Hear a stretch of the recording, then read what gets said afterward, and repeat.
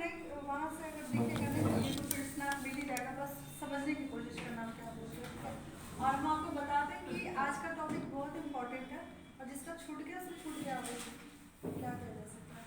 तो आज का जो हमारा टॉपिक है वो क्या है, लीवर। और कोशिश करना आज की क्लास में समझ लेने का, क्योंकि कल वाले क्लास में हम लोग डिजीज कवर करेंगे, जो कि इससे मतलब ये जो बेस है ना, जब हमको बेस नहीं समझ में आएगा तो डिजीज कैसे टैकल करेंगे। और चाहे वो ओटी का सेक्शन हो या डीएमएलटी, मेनली डीएमएलटी के लिए ये बहुत ही इम्पोर्टेंट टॉपिक है। तो अभी एलएफटी जो हम लोग कितना लीवर फंक्शन टेस्ट करते हैं उसके अंदर में कितना सारा टेस्ट आता है, तो शायद आज की क्लास के बाद आपको धीरे धीरे आप जब एक दूसरे को इंटरलिंक करोगे, डिजीज समझोगे, तब आप उसको अच्छे से किसी पेशेंट को अच्छा सजेस्ट कर सकते हो, या टेस्ट हम लोग टेस्ट क्यों करते हैं उस बारे में आप जान पाओगे, राइट। तो बहुत अच्छे से समझना। और आज का जो टॉपिक है वो लीवर है, राइट। तो लीवर को मेडिकल टर्म्स में हम लोग क्या बोलते हैं, हीपैट। क्या कहते हैं, लीवर हीपैट, ठीक है। तो आज हम लोग क्या कहेंगे, हीपैट यानी हीपैटोलॉजी यानी स्टडी ऑफ लीवर, तो वो हम लोग आज स्टडी कर रहे हैं। तो लीवर के बारे में मोर और लेस अब आप लोग जान गए हो। आज हम लोग छोटा सा एक डिस्क्रिप्शन देखते हैं कि लीवर है। तो लीवर को पहले देखो कि लीवर पाया कहाँ जाता है। तो लीवर कहाँ पाया जाता है, तो हम लोग पहले भी बोले थे कि ये जो क्या है 9 रीजन ऑफ एब्डोमेन है। 9 रीजन ऑफ एब्डोमेन में हम लोग नाम भी देखे थे। ये कौन सा रीजन है, दिस हाइपोकॉन्ड्रिक रीजन है, और this region is epigastric region है, this region is left hypochondriac, और and this region is right. तो यहाँ पर भी राइट छूट गया ना, राइट लंबर रीजन। तो अभी हम लोग इसी के बारे में सिर्फ डिस्कस करेंगे। तो देखना, अगर कोई पूछे कि प्लेसमेंट क्या है, प्लेसमेंट हम लोग जनरली देखेंगे। तो बुकिश लैंग्वेज ज़्यादा लिखना हो तो लिखो, नहीं तो बस समझने की कोशिश करना कि the starting point of the liver is starting with the right hypochondriac region, and the middle part lies in the epigastric region, and the base of the liver is lies in right lumbar region, and the tip of the liver is lies in left hypochondrial region। कोई problem नहीं, एक बार और देख ले। Position के आधार पर अगर हम लोग बोल रहे हैं तो the starting point of the liver is starting with the region of hypochondrial region, and the base of the liver is lies in right lumbar region। the middle part of the liver में discuss करेंगे। अब उसके बाद आ जाओ कि ठीक है, अगर कोई पूछे कि कहाँ ऐसे जनरल टर्म्स में कहाँ पाया जाता, नॉन मेडिकल बताना, जनरल टर्म्स तो हम लोग क्या बोलेंगे, कहाँ पर पाया जाता है, हमारे डायफ्राम के नीचे। डायफ्राम कहाँ पर होता है, लंग्स है। डायफ्राम कहाँ है, लंग्स नीचे। तो दिस इज योर लंग्स, और लंग्स के नीचे में यहाँ पर क्या होता है, आपका डायफ्राम होता है, और इसी के यहाँ पर ये क्या होता है, हमारा ले लेता है। तो आप हम लोग समझ गए, जो 9 रीजन ऑफ एब्डोमेन है वो हम लोग 9 रीजन ऑफ एब्डोमेन ऐसे कट सेक्शन करते हैं, इसमें तो कोई प्रॉब्लम नहीं है। तो चलो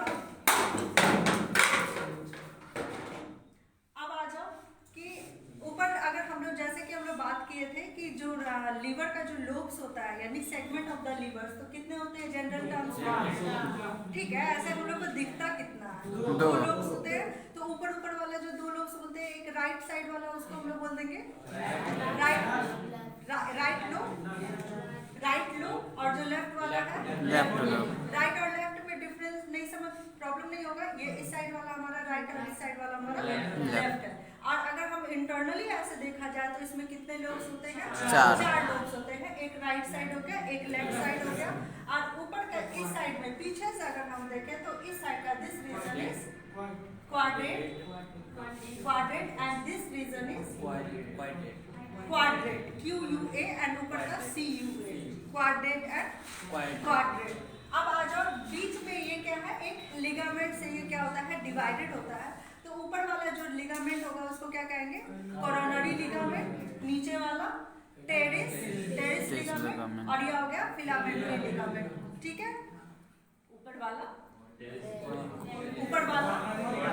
कोरोनरी लिगामेंट, नीचे वाला टेरिस, और उसके बाद वेट की अगर बात करें कि वेट कितना होता है, तो कितना बताया था, 1.6 एप्रॉक्स। हम किसी बुक में देखे हैं 2 kg भी लिखा है, लेकिन वो होगा। अभी रिसेंटली क्योंकि हमारा जो अब हम लोग हेल्दी शरीर में काउंट नहीं आते हैं, क्योंकि पहले की अपेक्षा अभी हमारे फूड सप्लीमेंट्री में बहुत ही ज़्यादा डिफरेंसेस हुआ है, इसीलिए अब ये वेट धीरे धीरे घट गया। बट नॉर्मली अगर जब भी हम लोग बोलेंगे वेट 1.2 to 1.6 एप्रॉक्स हम लोग जरूर बोलेंगे।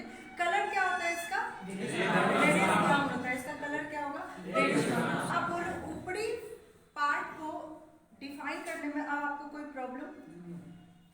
एब्डोमिनल रीजन में होता है, राइट साइड में होता है, द अपर राइट साइड में होता है, द अपर पार्ट कहाँ होता है?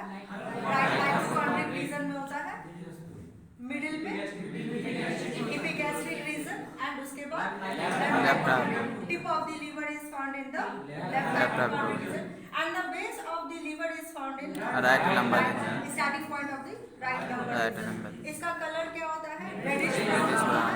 वेट होता है 1.2 to 1.6, है ना। और ये कैसा होता है अगर देखा जाए, जब हम लोग देखते हैं तो ये कहाँ पर होता है? ये जो हमारा क्या होता है स्केलेटल सिस्टम है, यहाँ पर क्या है? रिब्स है, और रिब्स के यहाँ पर रहता है, ठीक है। रिब्स से वो क्या होता है थोड़ा बहुत पूरा मोस्टली तो वो कवर्ड ही होता है। ये हो गया। यहाँ से हमने दो चीज निकाला, एक ये हो गया आपका gall bladder. What is gall bladder? Store house of the bile juices. क्या है? Store house of the bile juices. क्योंकि लीवर में बनता क्या है? बाइल जूसेस का सेक्रेशन होता है, और बाइल जूसेस का सेक्रेशन होता है तो कुछ टाइम के लिए यहाँ पर क्या होता है? गॉल ब्लैडर में स्टोर होता है, और गॉल ब्लैडर में स्टोर कुछ टाइम के लिए रहता है, और जो स्टोर होता है यहाँ से ये जो जुड़ा हुआ रहता है, इस रीजन को क्या कहते हैं? Cystic duct. इस रीजन को क्या कहते हैं हम लोग? Cystic duct. अच्छा, यहाँ पर देखो हम यहाँ रेड कलर और ब्लू कलर है, तो ये तो बताने की बात नहीं हो गई। Red colour is considered your artery and blue colour considered your veins, ठीक है। आर्टरी में ऑक्सीजनेटेड ब्लड आता है, और वेन्स में क्या होता है? डीऑक्सीजनेटेड ब्लड आता है। तो ये आपका आर्टरी और वेन्स हुआ। अब बोलो ये इतना रीजन कंप्लीट हुआ? Yes miss. हीपैट में लीवर में जितने भी लीवर है तो वो लीवर सेल से बने होंगे, लीवर सेल से बने होंगे। तो लीवर सेल को एक अच्छे से सिग्निफाइड किया जाता है। इसको सिग्निफाइड करके एक वर्ड बोला जाता है, वो होता है ट्राइपॉड। क्या कहते हैं? ट्राइपॉड। अब जरा समझना ट्राइपॉड क्या है। तो लीवर का एक ऐसा मात्र एक सेल होता है, लीवर का सेल, जो कि क्यूबाइडल स्ट्रक्चर में होता है। किस स्ट्रक्चर में होता है? क्यूबाइडल, यानी कि हेक्सागोनल। जिसमें क्या है? क्यूबाइडल मतलब हेक्सागोनल। ये कितना सेक्शन है इसमें? जिसमें 6 कोण मुंह बने रहते हैं ना, तो ठीक है, 1 2 3 4 5 6 कोण बने हुए हैं, है ना।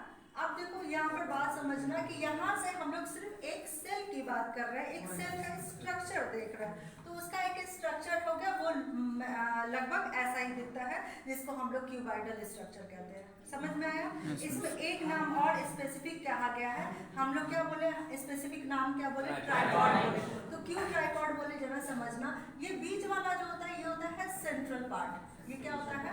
Central part. सेंट्रल पार्ट से जो ये 3 कोण है, क्योंकि हम आपको बताया था कि ये इसका मेन फंक्शन क्या होता है? बाइल जूस को वो सेक्रेट करता है। तो जो बाइल जूस को सेक्रेट करता है, उसी सेक्शन को अगर हम यहाँ पर उठा के देखते हैं, हम बस उस सेक्शन को यहाँ पर उठा के देखें तो ये मोर और लेस ऐसा दिखेगा। और हर एक सेल में से क्या है? बाइल जूसेस निकलेंगे।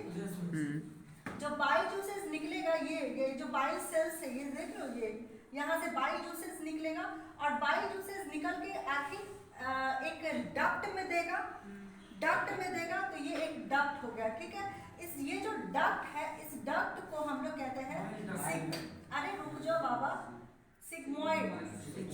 डक्ट को यहाँ पर अंदर की बात करें, बाहर की बात नहीं करें, अंदर की बात करें, तो इसको कहते हैं क्या है? सिग्मोइड। ये सिग्मोइड एक ऐसा रीजन है जहाँ पर यहाँ पर बाइल भी आ रहा है, यहाँ से आर्टरीज भी जा रहा है, और वेन्स भी जा रहा है। तो यहाँ पर सारे के सारे जो बाइल जूसेस है वो क्या होते हैं? सेक्रीट होते हैं, और सेक्रीट होके आखिर किसी डक्ट से ही तो निकलेंगे।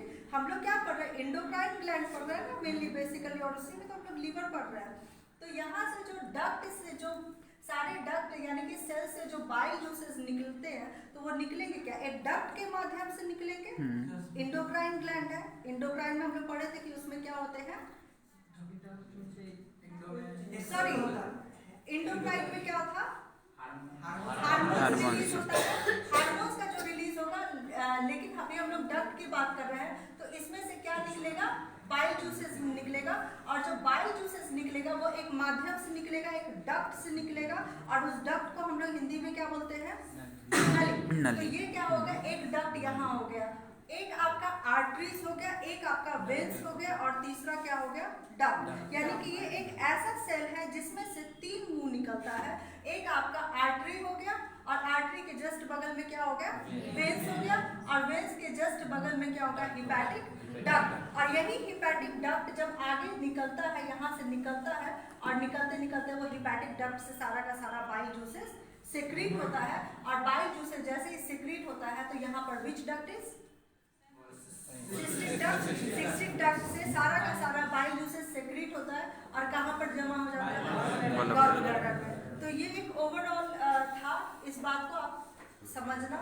यहाँ पर ये क्वेश्चन जरूर आता है कि what is the main feature of hepatic sales. तो हिपैटिक सेल्स का मेन फीचर्स आपको ये सारा चीज डिस्क्राइब करना पड़ेगा कि ये कैसा होता है। क्यूबॉइडल स्ट्रक्चर का होता है जिसमें कि हर एक छोर पे, ईच एंड एवरी छोर पे कितने होते हैं? 3 बोर्ड बने रहते हैं। One is artery and another one is when and third one is hepatic duct. और यही हिपैटिक डक्ट जब सारा का सारा हिपैटिक डक्ट यानी कि सिक्रीट करता है, उसमें क्या सिक्रीट होते हैं? Bile juices. बाइल जूसेस जब सिक्रीट करते हैं तो कहाँ से निकलते हैं? सिस्टिक डक्ट से वो बाहर निकलते हैं और कहाँ पर स्टोर होते हैं? गॉल ब्लैडर में। कनेक्शन समझ में आया? ओके। अब जरा समझना एक बात को कि इसी डक्ट में यहाँ पर आपने एक फीचर्स और बताया था लीवर में। कल ही कोई शायद शिवेंद्र बताया था कि कंफर्ट करके कुछ बता रहे थे ना, आई गेस आप ही बता रहे थे। तो ठीक है, हम आपको बता देते हैं। या फिर प्यूरिफिकेशन ऑफ ब्लड आप लोग देख लो कि ये प्यूरिफाइड कैसे करता है। इसमें एक तरह का सेल पाया जाता है जिसको हम लोग, जिस सेल को हम लोग कंफर्ट सेल कहते हैं। कौन सा सेल कहते हैं? Kupffer cell. वो कंफर्ट सेल से लिखा हुआ है कंफर्ट KUM, लेकिन हम लोग जब बोलेंगे तो कंफर्ट सेल्स बोलेंगे, ठीक है। तो कंफर्ट सेल्स का काम क्या होता है?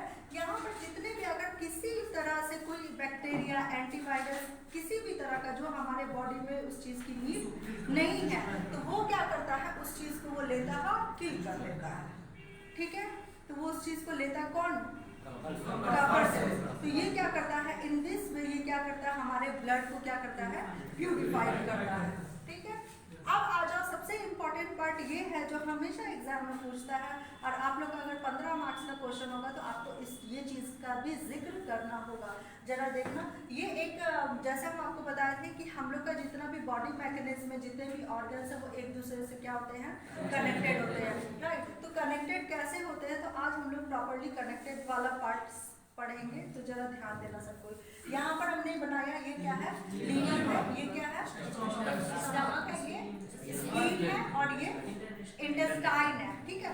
और ये जितना भी आ रहा है रेड कलर से आइडेंटिफाई हम लोग किए हैं अरोटा को, क्योंकि सारा का सारा ब्लड तो अरोटा से ही कनेक्टेड है ना।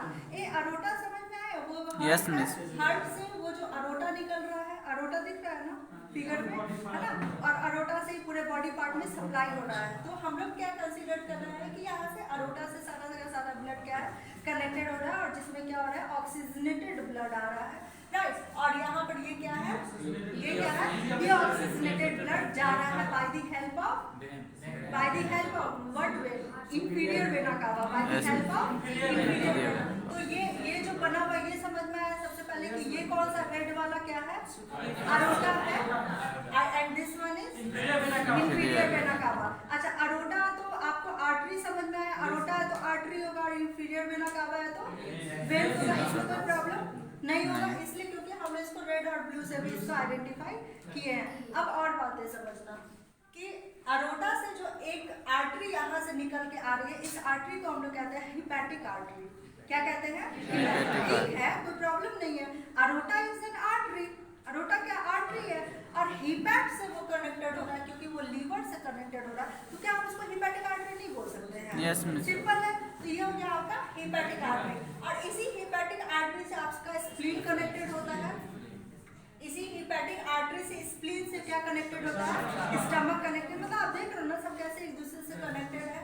और यहाँ से एक, यहाँ नाम हमने लिखे, ये मेसिमेट्रिक है, MES METRIC, मेसिमेट्रिक आर्टरी। इस आर्टरी को मेसिमेट्रिक आर्टरी कहते हैं। ये जो अरोटा से जो एक और आर्टरी निकल रहा है और जो इंटेस्टाइन को कवर करेगा उसको हम लोग क्या कहते हैं, मेसिमेट्रिक आर्टरी। और ये मेसिमेट्रिक आर्टरी यहाँ से फिर क्या है, ऐसे करके ये लोग क्या करते हैं, ऑक्सीजनेटेड ब्लड सबको पहुँचाते हैं। और ऑक्सीजनेटेड ब्लड में क्या होते हैं, ऑक्सीजन होते हैं प्लस न्यूट्रिएंट्स होते हैं, विटामिन होते हैं, मिनरल्स होते हैं जो हमारे सेल्स को, इस सेल्स को चाहिए ताकि वो रेगुलेट कर सके और प्रोडक्शन कर सके। क्या प्रोडक्शन क्या करे, बाइल जूसेस बनाए, प्रोडक्शन क्या करे, बाइल जूसेस बनाए, और साथ में और भी जो फंक्शन है उसको वो क्या करे, रेगुलेट करे। हम आपको बता दें कि लीवर सबसे बड़ा इंपॉर्टेंट हमारे शरीर का ऑर्गन है। क्यों है, क्योंकि इसमें मोर देन 500 प्लस फंक्शंस इसमें क्या होते हैं, ये रिस्पॉन्सिबल होता है ना। और उस 500 प्लस में हम लोग कुछ गिने चुने फंक्शंस याद कर रहे हैं, तो अभी हम डिटेल्स में बताएंगे उस बात को और अच्छे से आप लोग समझना। तो अब आपको समझ में आ गया आर्टरी का मैनेजमेंट, ठीक है। अब उसी चीज से जो वेन्स कैरी होता है, तो ठीक है, स्टमक से। अच्छा, ये एक चीज और देख लेना, ये स्प्लीन है, ये अरोटा से ये आर्टरी निकला, तो क्या आप इसको स्प्लीनिक आर्टरी बोल सकते हो कि नहीं? नाम बनाने के लिए स्प्लीनिक आर्टरी गलत नहीं है। अच्छा, यहाँ स्टमक में आ रहा है तो क्या आप स्टमक आर्टरी बोल सकते हो, कोई गलत नहीं है। अच्छा, उसके बाद देखो यहाँ पर स्प्लीन का कंडीशन ये खत्म होता है। बस आपको कुछ याद करना है जिसका नाम दिया है, जैसे मेसिमेट्रिक आर्टरी आपको याद करना पड़ेगा, हिपैटिक आर्टरी याद करना पड़ेगा, राइट। अब देखो अब आर्टरी गया है तो यानी कि वहां से वेन्स भी निकलेगा, आर्टरी से आया तो वेन्स से भी ब्लड जाएगा, तो ये जो कनेक्शन होके जा रहा है ये वापस कहाँ जा रहा है, लीवर में। और इस वेन्स को हम लोग कहते हैं पोर्टल वेन। इस वेन को क्या कहते हैं, पोर्टल वेन। तो ये धीरे धीरे यही पोर्टल वेन आपका स्टमक से भी ये कैरी कर देता है, फिर धीरे धीरे यहाँ से देख लो ये स्प्लीन भी यहाँ पर दे रहा है, कनेक्शन करता है, स्टमक भी यहाँ पर कनेक्शन करके वापस से कहाँ मिला दे रहा है, इंफीरियर वेना कावा से फिर वो वापस बैक टू हार्ट। तो ये इस तरीके से इसका कॉम्बिनेशन जो है वो चलता रहेगा। अच्छा बताओ, ये समझ में आया कि एक बार रिविजन करें, क्या रिवीजन एक बार बता दें, ये पार्ट ही पता है, yes, ये पार्ट ओके, ठीक है। समझना कि जैसे लीवर है, स्टमक है, और ये क्या स्प्लीन है, और क्या स्मॉल इंटेस्टाइन, ये सब एक दूसरे से कनेक्टेड है by the help of artery and veins, ठीक है। आर्टरी से क्या होते हैं, ऑक्सीजनेटेड ब्लड आते हैं, वेन से क्या होते हैं, डीऑक्सीजनेटेड, ठीक है, क्योंकि सेल जो है वो ऑक्सीजन ले लेता है और जैसे ही ले लेता है तो वो डीऑक्सीजनेटेड हो जाता है, तो वो वापस से एक रूट से फिर वो वापस चला भी जाता है। तो यहाँ पर देखना, ये जो लार्जेस्ट आर्टरी है वो हमारा क्या है, अरोटा है, ठीक है। अरोटा से जो आर्टरी निकल रही है वो कनेक्टेड किससे कर रही है, लीवर से कर रही है, ठीक है। तो लीवर से जो आर्टरी कर रही है उसको हम लोग सिंपली यहाँ पर किस वर्ड से आइडेंटिफाई किए हैं, अरोटा। सिंपली हम लोग क्या बोले, नहीं कुछ समझ में आए, आर्टरी समझ में आए, नाम नहीं याद है, अरोटा लिख दो, क्योंकि मेन ब्रांच क्या है आपका, अरोटा। तो हमने भी क्या किया, यहाँ पर सिर्फ अरोटा लिखा, क्योंकि इससे ज्यादा है तो बहुत कुछ, लेकिन इससे ज्यादा हम लोग को आपके सेक्शन में आपको पढ़ना नहीं है, तो इससे ज्यादा मत पढ़ो, इतना याद कर लो। लेकिन ये क्या है, अरोटा है। अरोटा से जो डायरेक्टली आर्टरी आपके लीवर में जाती है उसको हम लोग क्या कहेंगे, hepatic artery. Hepat means liver, liver से जो आर्टरी जुड़ रही है उसको कहेंगे हिपैटिक आर्टरी, ठीक है। तो यहाँ से ये अरोटा से क्या है, वो क्या हो गया, हिपैटिक आर्टरी।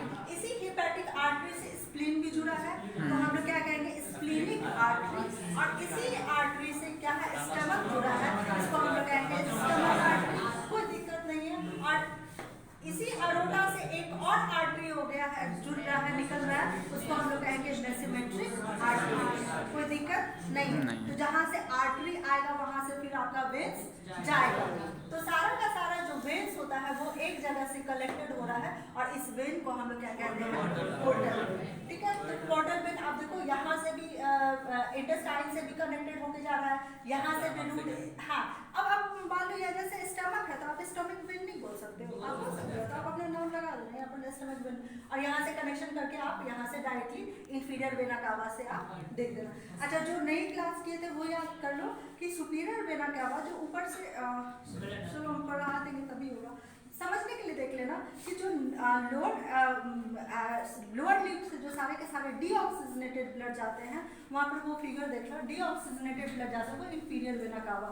तो इंफीरियर वेना कावा जो हम लोग बोल रहे हैं हम लोग उसी के बारे में चर्चा कर रहे हैं, ठीक है। जब हम लोग सर्कुलेटरी पढ़ाएंगे तब और समझ में आ जाएगा, लेकिन अभी इतना ही समझ लो। अच्छा, इतना तक समझ में आया? फंक्शंस पे आया क्या? देखो फंक्शंस बहुत है, लेकिन जो 10 फंक्शंस है वो हमेशा याद रखना, और अगर कुछ जिसको और जरूरत हो समझने का तो हमको बताना।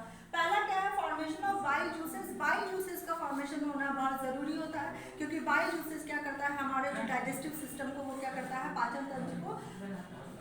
क्योंकि आप याद करो, अच्छे से याद करो कि हम लोग जब डाइजेस्टिव सिस्टम पढ़े थे, डाइजेस्टिव सिस्टम में देखो वहाँ पर डायरेक्टली वो क्या करता है, जो लीवर है, लीवर भी अपना एक जूसेस सेक्रेट करता है, पेनक्रियाज भी अपना जूसेस सेक्रेट कर रहा था, और कहाँ पर डाल रहा था, जंक्शन पॉइंट क्या था, ड्यूडेनम में था, है ना। तो यानी कि जो स्टमक में था वो अपना डाइजेस्ट हो गया, लेकिन और जो डाइजेस्ट होना था तो वो वहाँ से, यानी कि हिपैट से हिपैटिक जूस यानी कि बाइल जूसेस निकलता है, पेनक्रियाज से पेनक्रियाटिक जूस, एंड अदर सारे मिल के कहाँ पर, किस रीजन में, ड्यूडेनम, वहाँ पर सारा मिलता है, और फिर से डाइजेशन और भी अच्छे से अच्छी प्रतिक्रिया से उसको होती है। यानी कि इन द सेंस कि बाइल जूसेस बहुत इंपॉर्टेंट है डाइजेस्टिव सिस्टम को मेंटेन करने के लिए। इसीलिए कभी हम लोग को भूख नहीं लग रहा है, भूख ज़्यादा लग रहा है तो भी आप लीवर को पकड़ो, भूख कम लग रहा है तब भी आप लीवर को पकड़ो, और साइन एंड सिम्टम सब कुछ तो हमारे खाने पीने पे ही है, राइट। अगर हम खाएंगे पिएंगे नहीं तो हमारे शरीर में प्रोटीन विटामिन मिनरल्स आएगा कहाँ से? तो यहीं से आपका क्या होता है, बीमारी का एक लक्षण शुरू होता है, ठीक है। तो पहला क्या है, फॉर्मेशन ऑफ बाइल जूसेस। ये क्या आता है, बाइल जूसेस का। तो व्हाट इज बाइल जूसेस? बहुत बड़ा ये है, लेकिन शॉर्ट में ही समझना। तो बाइल जूसेस का हेल्पफुल फंक्शन क्या है कि ये डाइजेस्टिव सिस्टम में हेल्प करता है हमारे फूड को डाइजेस्ट करने के लिए। नेक्स्ट क्या है, अमोनिया को कन्वर्ट करता है यूरिया में, क्योंकि बहुत सारा मेटाबॉलिज्म एक्टिविटीज होती है। मेटाबॉलिज्म एक्टिविटीज में क्या होता है, वो क्या करता है, प्रोटीन क्या होता है, अमोनिया को छोड़ता है, और अमोनिया क्या होता है, जब वो टूटता है तो वो क्या होता है, यूरिया को फॉर्मेशन करता है, और यूरिया हमारे बॉडी से निकल जाना चाहिए। अगर यूरिया हमारे बॉडी में है तो वो उसको क्या करेगा, हमारे इंटेस्टाइनल को खराब कर देगा। इसलिए यूरिया का सिक्रेशन यानी यूरिया का निकलना हमारे यूरिन के थ्रू बहुत जरूरी है। उसका भी फंक्शन कौन तय करता है, लीवर। और यही देखो कि जब ये आगे लीवर अपना फंक्शन कर देता है तभी तो किडनी अपना फंक्शन करना स्टार्ट करता है। आपको समझ में आ रहा है ना कैसे एक ऑर्गन दूसरे ऑर्गन से कैसे जुड़ा हुआ है। यहाँ पर अगर लीवर में प्रॉब्लम आ जाएगा तो वो जल्दी कैचअप स्प्लीन को भी कर सकता है, स्टमक को भी करेगा, इंटेस्टाइन को भी करेगा, एंड धीरे धीरे आपको यूरिन समझ में आया कि हम लोग यूरिया का कॉम्बिनेशन है, फिर किडनी भी आ गया, तो समझ रहे हो पूरा चीज़ ही डिस्ट्रॉय हो जाता है। इसलिए हमारे बॉडी को हमेशा हेल्दी होना ज़रूरी है। नेक्स्ट क्या है, डिजॉल्व फैट्स। डिजॉल्व फैट्स एक ऐसा चीज़ है जो हमारे बॉडी जल्दी से उसको क्या करता है, ग्रहण नहीं कर पाता है। लेकिन सब बात जानने के बावजूद we will take the ghee in the large amount, we will take the mutton and chicken, क्योंकि वो भी अपने तरफ से क्या करता है, एक अलग सा फैटनेस को क्या करता है, रिलीज करता है, तो जो कि हमारे बॉडी के लिए अच्छा नहीं है, और वो हमारा बॉडी का सेल उसको डायरेक्टली ऑब्जर्व नहीं करता है। इसलिए उसको तोड़ने के लिए, उस फैट को तोड़ने के लिए लिपिड प्रोफाइल बनाना होता है, जो बाइल जूसेस से वो लिपिड के रूप में टूटता है, फिर जाके कोलेस्ट्रॉल में टूटता है, राइट। अगर आप उस चीज़ को मतलब उस चीज़ को अगर आप यूज़ कर लिए तो ठीक है, अगर आप यूज़ नहीं कर पाए तो वो आपके चर्बी पे वो क्या करता है, जमा हो जाएगा, और यहीं से वो फैटनेस इंक्रीज हो जाएगा। और जैसे ही फैटनेस इंक्रीज होगा उस वर्ड को हम लोग क्या कहते हैं, ओबेसिटी। क्या कहते हैं, ओबेसिटी। और फिर यहाँ से मोटापा का जो चालू हो जाएगा। तो ये समझ में आया। उसके बाद क्या है, convert the glucose to glycogen. देखो कल यही इसी बात का शायद प्रॉब्लम्स हो रहा था आप लोग को, आज समझना। कन्वर्ट ग्लूकोज टू ग्लाइकोजन, कभी कभी हमारे शरीर में क्या होता है, यहाँ पर क्या है, कन्वर्ट ग्लूकोज, हम बोल रहे हैं ग्लूकोज को ग्लाइकोजन में वो कन्वर्ट कर रहा है ना। yes, हम ये बोल रहे हैं, इस बात को समझना कि वो ग्लूकोज को ग्लाइकोजन में कन्वर्ट कर रहा है। यानी कि आपका इंसुलिन जो है वो जब हमारे शरीर में ज़्यादा मात्रा ऑफ एनर्जी आ जाती है, ज़्यादा मात्रा ऑफ ग्लूकोज का लेवल बढ़ जाता है, तो वो ग्लूकोज इंसुलिन क्या करता है, इंसुलिन कहाँ रहता है, इंसुलिन पेनक्रियाज में।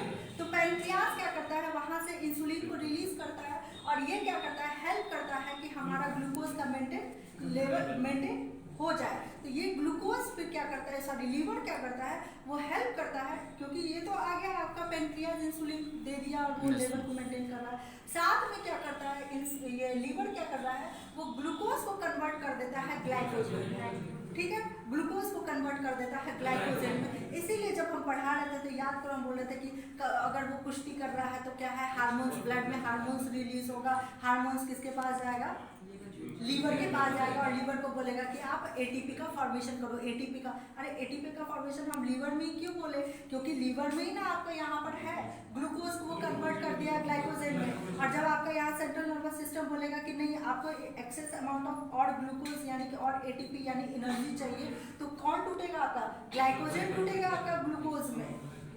आई बात समझ में, ग्लाइकोजन टूटेगा आपके ग्लूकोज में, और तब जाके एटीपी का फॉर्मेशन होगा, और तब जाके बॉडी में और भी एक्सेस अमाउंट ऑफ एनर्जी क्या होगी, रिलीज होगी, और हम लोग क्या है फाइटिंग सब कर सकते हैं। तो ये आपको समझ में आया कि ये कन्वर्ट क्या करता है ग्लूकोज को ग्लाइकोजन में। पेनक्रियाज आपका ठीक रहेगा तो लीवर ठीक रहेगा, लीवर ठीक रहेगा आपके बॉडी में तरह तक एनर्जी बना रहेगा। अगर लीवर में प्रॉब्लम हो गया तो वो धीरे धीरे पेनक्रियाज को भी अफेक्ट कर सकता है। And with all this all are interlinked with one another. Helps in purification of blood kills bacteria and virus and other antigen pathogens. Same बात है, क्योंकि यहाँ पर लीवर में क्या पाया जाता है, हमने बताया था कंफर्ट सेल्स पाए जाते हैं। वो क्या करते हैं, किसी भी अदर एक्टिविटीज हो जो हमारे बॉडी में उस चीज को नहीं चाहिए, वो ट्राई करता है उसको कैच आउट कर ले और उसको अपने में ही किल कर ले, ठीक है। Formation of RBC neonatal is very very important. जब एम्ब्रॉयो होता है तब उसको भी क्या चाहिए, ब्लड का एक संरचना होना चाहिए। तो वो जो संरचना, क्योंकि जो हम लोग जानते हैं ब्लड कहाँ पर बनता है, बोन मैरो में बनता है, लेकिन एक नवजात बच्चा जो अभी बढ़ ही रहा है उसमें क्या बोन बन जाता है, क्या नहीं बनता है, तो उसमें बोन नहीं बनता है। लेकिन धीरे धीरे वो हार्ट तो बनता है, और हार्ट में आपका ब्लड चाहिए ही चाहिए। तो उस समय क्या होता है, हार्ट के विकसित के साथ साथ आपका लीवर भी विकसित होने लगता है, और लीवर में ही आपका क्या होता है, आरबीसी का फॉर्मेशन होने लगता है। आरबीसी का फॉर्मेशन होते होते फिर वो क्या कर रहा है, धीरे धीरे ब्लड को सप्लाई करता है कहाँ पर, हार्ट में, और धीरे धीरे इसी तरीके से फिर वो क्या होता है, एम्ब्रॉयो क्या होता है, धीरे धीरे ग्रो अप करता है, और तब जाके एक बेबी टर्न अप लेता है ना। कितना इंटरेस्टिंग है ये सारी चीजें अगर देखो तो। अच्छा, एक और बात बता दें कि लीवर में ही आपका आरबीसी डेड भी होने लगता है, कि लीवर से ही आपका फॉर्मेशन होता है आरबीसी डेड होने का। और कुछ हद तक लीवर में डेड हो गया, लीवर में अगर डेड हो गया तो आपको वो कंफर्ट सेल किल कर देगा, हटा देगा, ठीक है। और जो लीवर में नहीं हो पाएगा वो फिर कहाँ चला जाएगा, स्प्लीन में चला जाएगा, और स्प्लीन को हम लोग क्या कहते हैं, ग्रेवयार्ड ऑफ आरबीसी। स्प्लीन में क्या हो जाएगा, मर जाएगा, या फिर वो लीवर में मर जाता है बहुत हद तक, और नहीं मरे तो फिर वो कहाँ चला जाता है, स्प्लीन में चला जाता है। नेक्स्ट देखना क्या है, एरिथ्रोपोइसिस, ये हो गया। ब्लड क्लॉटिंग में ये हेल्पफुल करता है, कौन करता है, तो यानी कि आप समझ लेना ब्लड क्लॉटिंग में से ब्लड जो क्लॉट हो रहा है उसका भी एक फंक्शन आपका कहाँ से रेगुलेट हो रहा है, लीवर से। इसलिए देखो लीवर कितना इम्पोर्टेंट है। लेकिन फिर भी हम लोग क्या है, जंक फूड खाना ज्यादा पसंद करते हैं,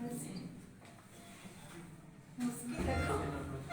next detoxify of the blood.